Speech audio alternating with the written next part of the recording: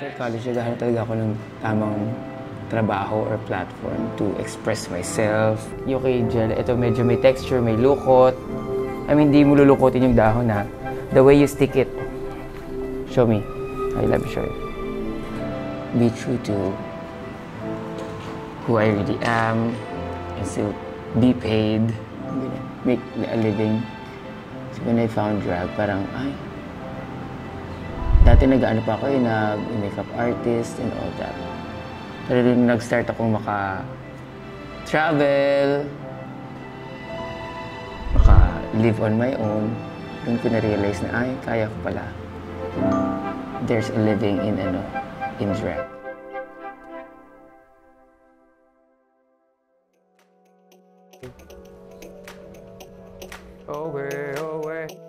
The challenge is sponsored by Our Chocolates.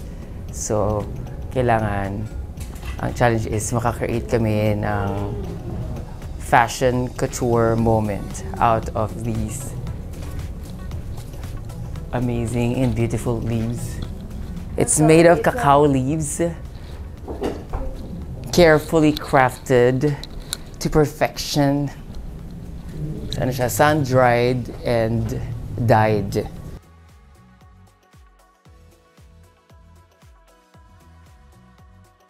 Challenge, nagkaroon ako ng advantage na pumili ng kulay. So, dahil sa kanya? Hindi, dahil sa ang panalo ko, makakapili ako ng color na gagamitin ko.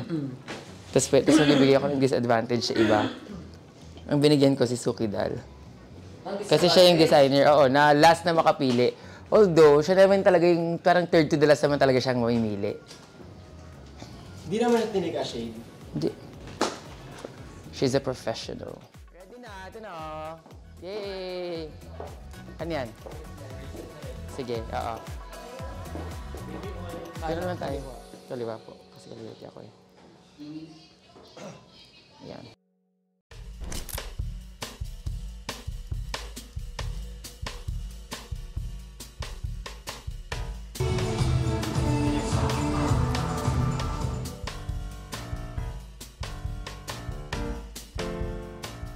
Natin. Hello, yan. Good morning. Okay. I'm not sure. Yung design challenge kasi, I actually handpicked it na ako yung mag-shoot because I love red.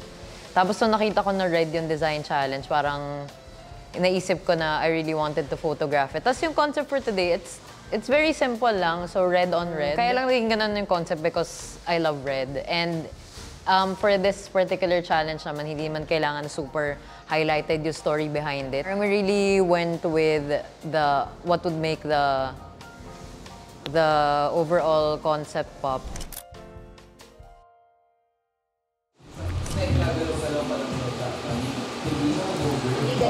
Para may legs.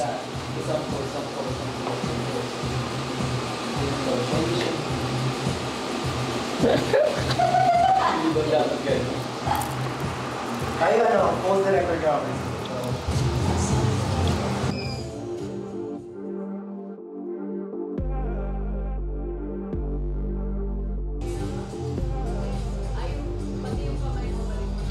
Okay. Ito ang key light ko, di ba? Ito, feel.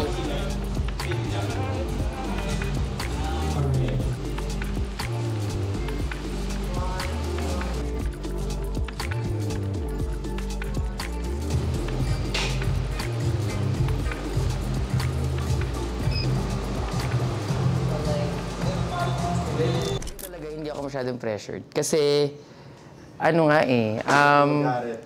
parang I felt like hindi ito yung mga bagay na ano sa'yo. Oo, hindi ako dito, pressured ako sa snatch game, pressured ako sa iba. Parang, di ba iba yung level of confidence ko nung season 1, parang design challenge, I can do design challenge. I am a production designer. So same hanggang dito?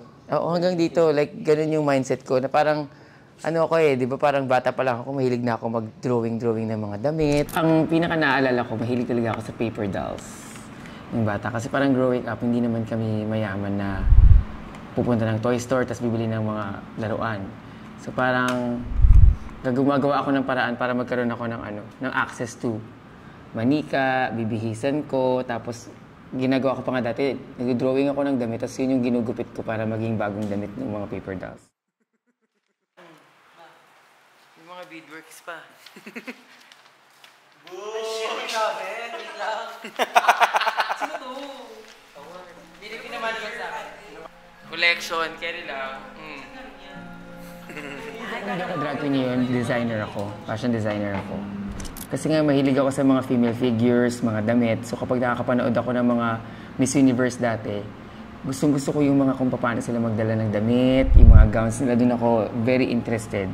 So nung nag-college ako, ang course ko ay mass comm, napunta naman ako sa theater. Pero ever since high school naman, nag-theater na ako. So mahilig talaga ako sa costume, sa pag-makeup. So from there, doon ko rin na-discover yung production design, pagsa-set design, pagsa-style ng wigs, pagko-costume. So, yun yung parang naging foundation ko when I became a drag queen. Kasi para siyang parang ito yung perfect art form or platform for me to, parang i-harness yung music, yung love ko for music, for art. Okay. Oo, parang napagsama-sama ko siya sa isang trabaho. Nakatulong sa akin yung pag-production design dito. Kasi, sa production design, kailangan alam mo kung paano timplahin yung color, yung texture, yung silhouette, diba? Marunong ka mag-balance, symmetry ba, asymmetrical. So, yun yung, parang nung nalaman ko na dahon yung mga gagamitin naming materials, I knew for sure dapat may makitang kakaiba sa texture, di ba? We know that it's dahon, but yung may ginawa ko dito, ginawa ko siyang parang bark, yung balat ng trunk, but also para siyang mga twigs, para rin siyang parang petals or flowers, and then yung hips natin, di ba?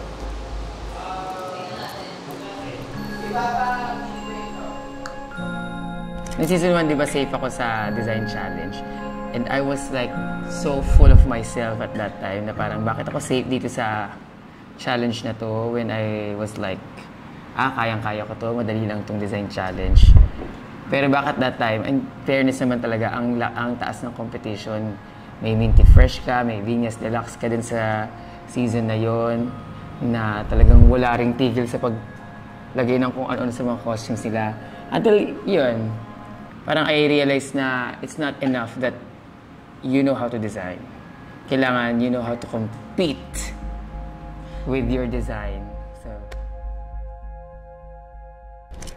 ayun, pero safe pa din. Hindi pa rin nag-land sa top. Safe pa din.